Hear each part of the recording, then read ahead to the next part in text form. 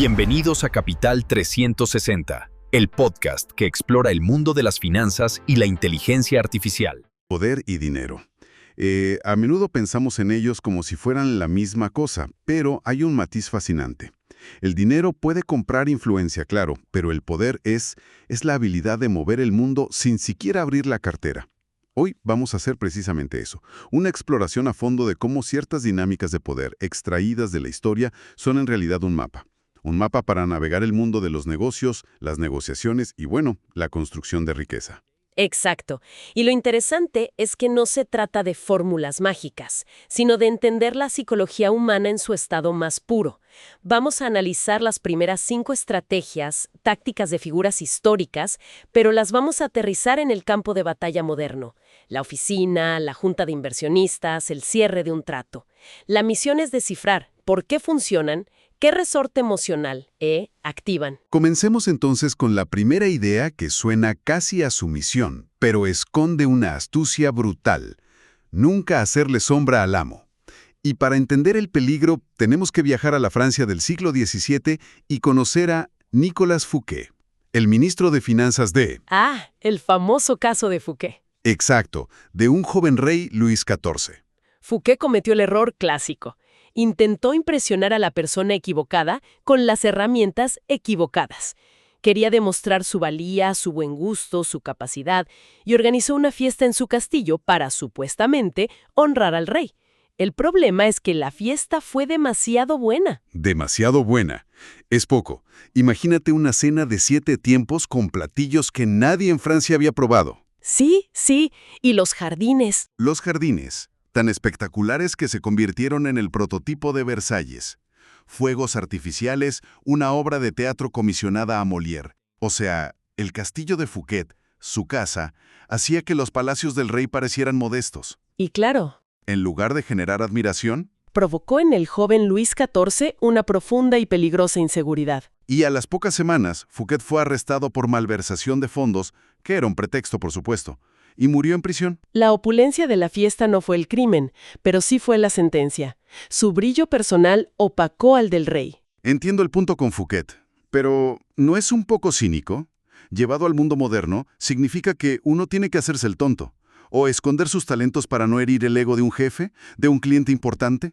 Digo, ¿dónde queda la meritocracia en todo esto? Esa es la pregunta clave. No se trata de fingir incompetencia, sino de entender la psicología del poder. La meritocracia es el ideal, pero la naturaleza humana es la realidad.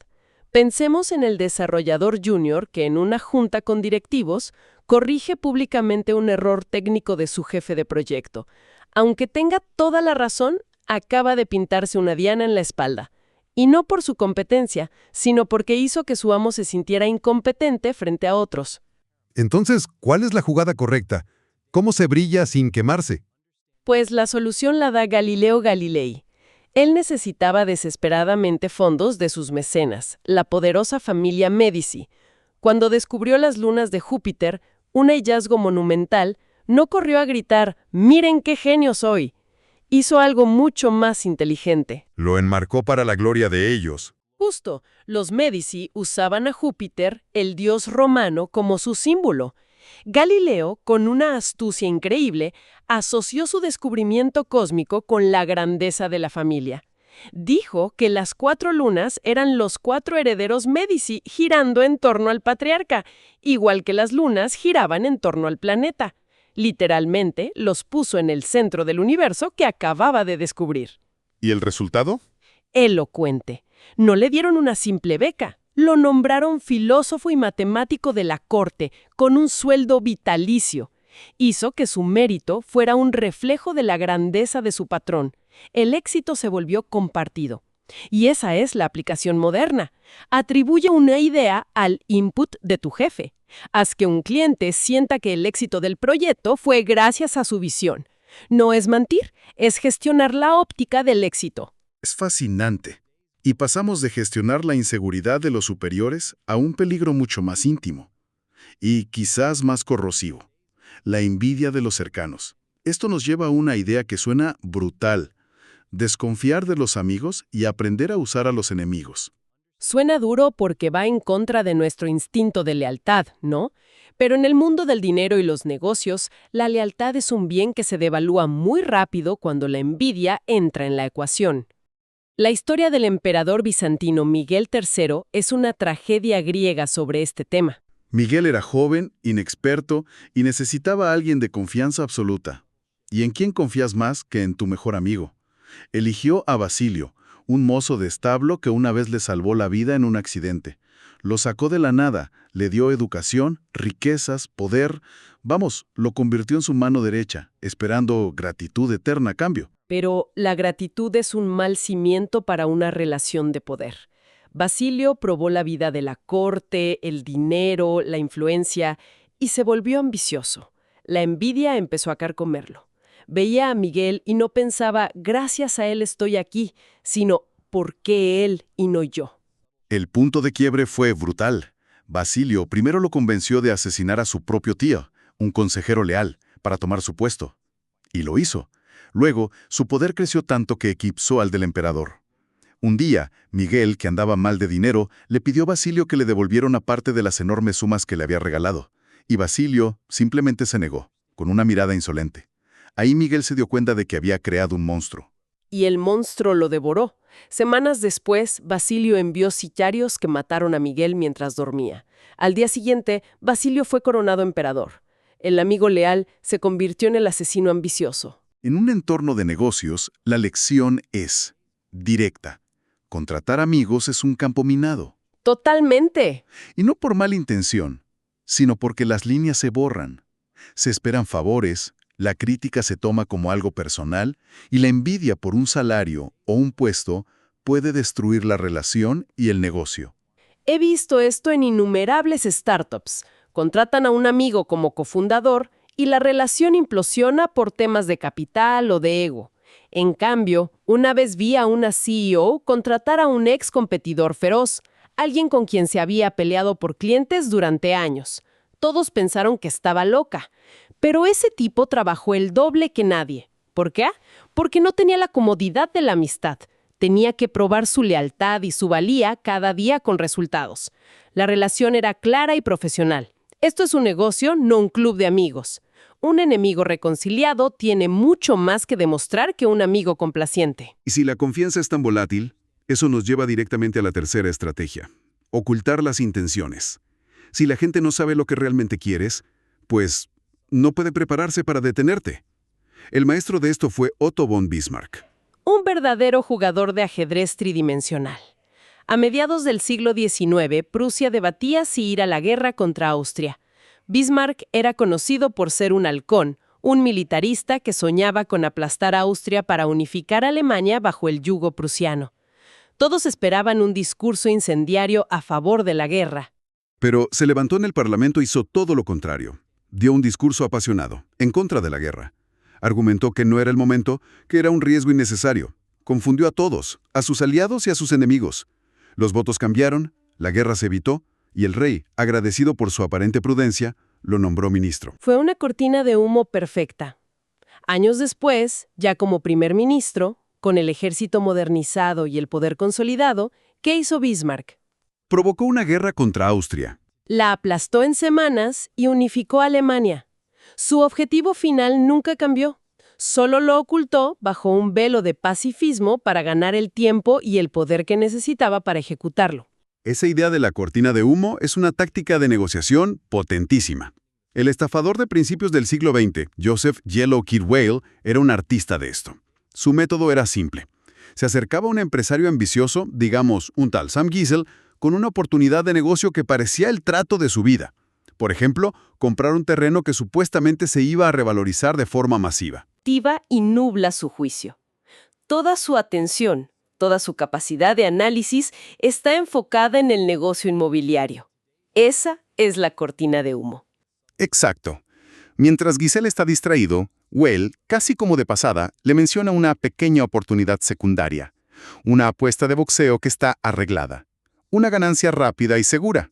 Giesel, con la mente puesta en los millones del terreno, no le presta atención a los detalles obvios. Aquel boxeador por el que apuesta es viejo, está fuera de forma. Claro, Le parece un trámite para conseguir dinero rápido para el gran negocio. Y por supuesto pierde todo su dinero en la apuesta, que era el verdadero objetivo de Wells desde el principio. El negocio inmobiliario nunca existió. La lección financiera es que la honestidad brutal no siempre es la mejor estrategia. En una negociación puedes hacer creer a la otra parte que tu objetivo principal es, por ejemplo, el plazo de entrega, cuando en realidad lo que te importa es el precio. Luchas con uñas y dientes por el plazo, haces que cedan en ese punto para que ellos sientan que ganaron algo, mientras tú consigues el precio que querías desde el principio. Es desviar la atención. De controlar el foco de la atención, pasamos a controlar el flujo de la información con una herramienta que parece pasiva, pero es increíblemente activa: el silencio. La cuarta estrategia es decir siempre menos de lo necesario. Y nadie entendió esto mejor que el propio Luis XIV, el rey que se deshizo de Fouquet. Su corte era un hervidero de chismes, alianzas y conspiraciones. Sus ministros y nobles podían pasarse días debatiendo un solo tema, hablando sin parar para tratar de influir en él.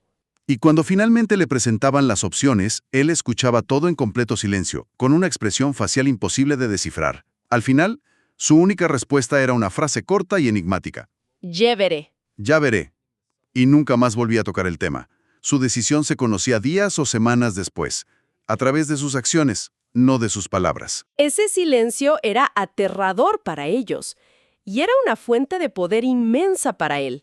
Al no decir nada, obligaba a todos los demás a hablar.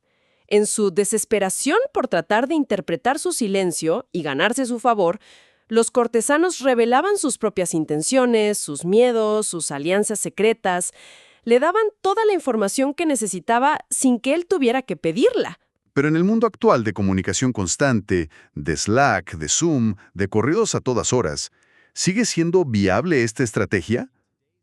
El silencio no se interpreta simplemente como que estás desconectado o que no sabes qué decir. Es más relevante que nunca, pero hay que saber usarlo. No es el silencio del que no sabe, es el silencio del que escucha. En una negociación de venta, después de dar tu precio, cállate. El primero que habla, pierde.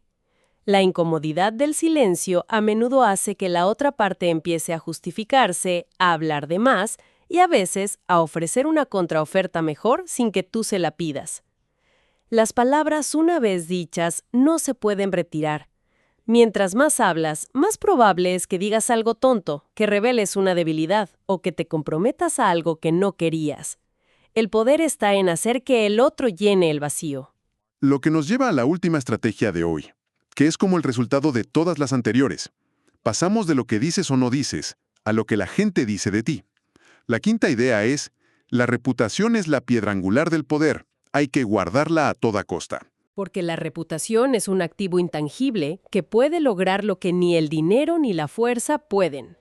Es capital social y financiero puro. Y la historia del general chino Zhuge Liang, conocido como el dragón durmiente, es el ejemplo perfecto. La escena es dramática. Liang se encuentra atrapado en una pequeña ciudad con apenas un puñado de soldados. A las puertas se acerca el ejército enemigo, una fuerza masiva de 150,000 hombres liderada por su archirrival, Sima Yi. La aniquilación es segura, no hay escapatoria. Cualquier otro general hubiera intentado una defensa suicida o una huida desesperada. Liang hizo algo completamente ilógico.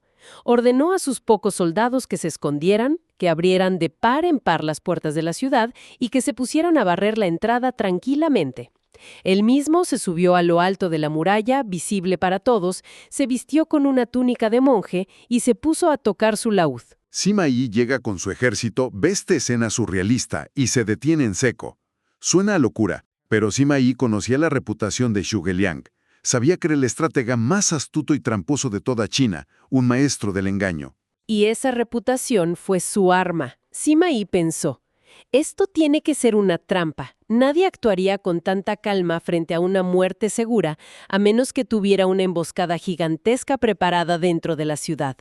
La audacia de Liang era tan desconcertante, tan contraria a la lógica militar, que el miedo a lo que no veía superó la evidencia de lo que sí veía. Sima Yi, temiendo una trampa elaborada, ordenó la retirada inmediata. Liang salvó a su ciudad y a sus hombres sin mover un solo soldado, solo con el poder de su reputación. Y ese es el punto final. Tu reputación en los negocios, de ser implacable, de ser increíblemente íntegro, de ser un genio creativo, de cumplir siempre tu palabra, te precede. Atrae inversionistas que confían en ti sin necesidad de un escrutinio exhaustivo. Atrae clientes que quieren trabajar contigo porque saben que entregas resultados. Y, como en el caso de Liang, intimida la competencia, que a veces preferirán no enfrentarse a ti directamente. Una vez que es sólida, es un escudo. No necesitas defenderte de cada calumnia o ataque, porque la reputación habla por sí misma. Revelan verdades incómodas pero fundamentales sobre la psicología humana en entornos competitivos. Nos guste o no, estas dinámicas están en juego todos los días. La pregunta que queda abierta, y que es para que cada quien la medite, es ¿en qué punto la estrategia se convierte en manipulación y dónde traza uno su propia línea ética en el camino hacia el éxito? Gracias por mirar este episodio. Si te aportó valor, suscríbete al canal Capital 360. Nos vemos en el próximo episodio. Esperamos que te haya gustado el podcast. Gracias por escucharnos.